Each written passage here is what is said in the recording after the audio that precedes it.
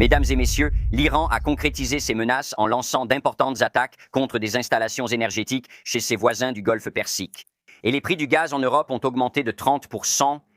Cela s'est produit après l'attaque massive lancée par Israël, comme l'a indiqué Trey, au plus grand champ gazier du monde, situé au large du Qatar et partagé entre le Qatar et l'Iran. Le président Trump a réagi à la nouvelle via Truth Social en déclarant ceci. Les États-Unis n'étaient absolument pas au courant de cette attaque et le Qatar n'a été impliqué d'aucune manière, ni n'avait la moindre idée que cela allait se produire. Il n'y aura plus d'attaque de la part d'Israël contre le champ de South Pars, à moins que l'Iran ne décide d'attaquer imprudemment un pays innocent. Dans ce cas, le Qatar. Le champ gazier de South Pars, dans le Golfe Persique, est partagé avec le Qatar. Comme nous l'avons mentionné, il fournit une grande partie du gaz de l'Iran et il est vital pour les exportations. La majorité du gaz du Qatar va vers l'Asie, principalement vers la Chine. Les États-Unis sont les plus grands exportateurs de GNL au monde. Il y a eu une forte augmentation puisque les exportations des États-Unis étaient presque nulles en 2016. Suite à ces attaques, les prix du pétrole ont grimpé et l'Iran a frappé des champs pétroliers et gaziers aux Émirats arabes unis, au Koweït et en Arabie saoudite. L'Iran a tiré des missiles balistiques sur Riyad alors que des diplomates du Golfe et des ministres de la Turquie, du Liban, de la Jordanie et de l'Azerbaïdjan étaient réunis.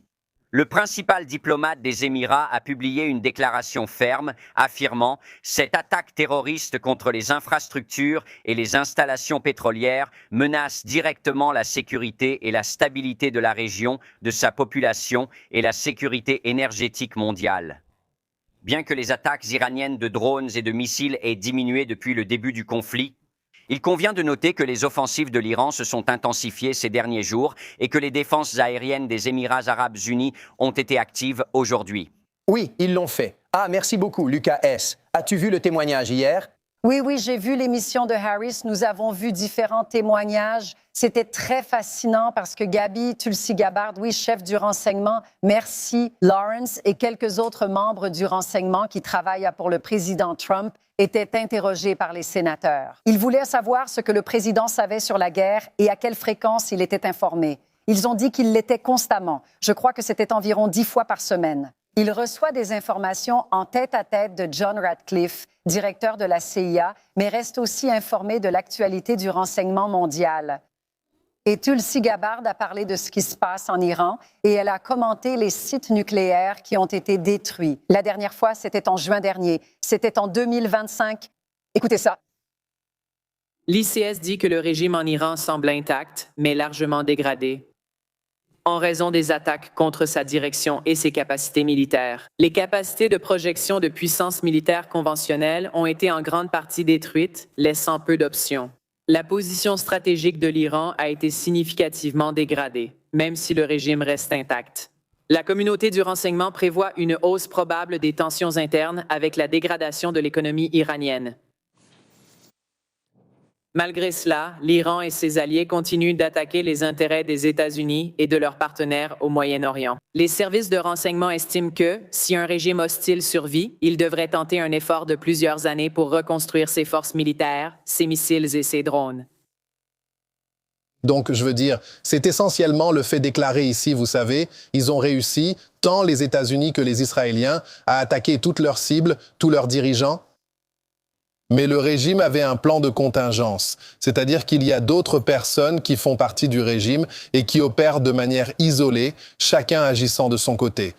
Brian, je faisais un commentaire avant d'entrer et ça ne m'a pas plu. Que les démocrates ont passé beaucoup de temps sur le mot imminent, je ne pense pas que cela vienne du président, cela a peut-être commencé par imminent, mais je ne pense pas que ce soit nécessaire. L'objectif déclaré du pays est de détruire les États-Unis et de détruire Israël, et ils ont agi en ce sens. Oui, ce sont des menaces constantes depuis 47 ans avec la recherche d'armes nucléaires. La situation est devenue urgente au cours des 12 dernières années.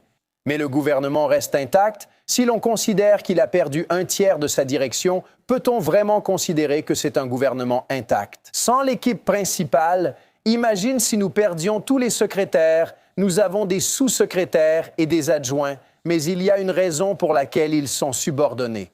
Ils n'étaient pas si compétents, donc ces personnes expérimentées sont mortes. Et la raison pour laquelle il n'y a pas de femmes, c'est parce que les femmes n'ont pas de droit là-bas. Donc, c'est pour ça que je n'utilise pas de termes généraux, ce qui ne semble pas déranger la gauche dans ce pays, mais je ne veux pas m'écarter du sujet. Donc, ils ont été pris pour cible et le reste est parti ou a été mis sur liste noire. Ils vont mourir petit à petit. Les Israéliens ont des sources sur place. Ils n'ont même pas besoin d'être sous terre. Beaucoup détestent le gouvernement et dénoncent tout le monde. Tu savais qu'ils font des menaces directes à tous les politiciens? Eh bien, tu es sur une liste noire. Si tu t'exprimes et que tu ne recules pas, tu vas mourir. Fais ton choix. Reste vigilant ce week-end avec le nouvel an persan, quand les gens sortent dans la rue pour faire la fête. Cela peut prendre de l'ampleur si ce n'est pas arrêté, car même interdits, ils apparaissent comme ils l'ont fait au Festival du Feu, s'ils célèbrent sans répression. Cela montrera que les Américains et les Israéliens ont réussi à les affaiblir. Vont-ils avancer vers Téhéran, puis perdre 30 à 40 000 civils innocents? Je comprends pourquoi les gens hésitent à sortir, mais je pense que nous commençons à déstabiliser leur régime et leur infrastructure de manière significative. L'invité d'hier a dit que pendant le Festival du Feu, les gens sont sortis de chez eux en Iran. Et le régime a commencé à courir et à se cacher en voyant des drones et en entendant des coups de feu ou des explosions. Hier, des hauts fonctionnaires ont présenté le rapport annuel des renseignements sur les menaces contre les États-Unis, désignant la Chine, la Russie, la Corée du Nord et l'Iran comme les principaux adversaires. De plus, Tulsi Gabbard a publié l'évaluation annuelle des menaces du renseignement américain pour 2026. Un document de 34 pages affirme que les attaques de loups solitaires, inspirées par des idéologies extrémistes, représentent la menace terroriste la plus probable sur le territoire américain. La citation indique que le scénario d'attaque terroriste le plus probable aux États-Unis implique des acteurs solitaires. Ces individus s'inspirent d'idéologies étrangères qui exploitent des événements mondiaux, comme le conflit à Gaza. Pour motiver la radicalisation, des groupes comme Al-Qaïda et Daesh diffusent des médias encourageant les attaques et fournissent des conseils tactiques à leurs partisans. On aurait pu l'écrire en 2002, donc c'est ça. En cours et continu. Ce dont nous avons besoin, c'est d'un deux scènes. Et Pete Hegseth, le secrétaire à la guerre, va dire ça. Aujourd'hui, nous avons besoin de 200 milliards dans un supplément budgétaire de guerre. Ils vont demander ça tout de suite? Je ne sais pas. Les démocrates vont encore réduire le budget de la guerre. Il ne s'agit pas seulement de réduire les budgets de la guerre. Ils ont reçu un rapport des services de renseignement sur la menace contre le territoire national, alors que 80% des analystes de la sécurité intérieure ne sont toujours pas payés. Mark Rutte se distingue à nouveau. L'OTAN va rester, nous allons aider. L'Estonie est entrée en scène, la Finlande gagne en importance et dit qu'elle va participer et aider aussi. Ils ont une marine, je ne suis pas sûr de ce que l'Estonie possède. Mais personne ne s'est plus distingué que l'Ukraine elle-même. Dans le rapport, elle a également cité l'État islamique et Al-Qaïda en disant qu'ils veulent toujours attaquer les États-Unis. Leur capacité à planifier et à agir a été fortement réduite, mais ils gagnent en puissance en Afrique. Ils ont été impliqués dans certains de ces conflits locaux. Oui, c'est-à-dire que le commandement pour l'Afrique est en fait basé en Allemagne et ils contrôlent pratiquement cette menace. Et l'offensive russe avec le groupe Wagner pour s'imposer là-bas a généralement échoué.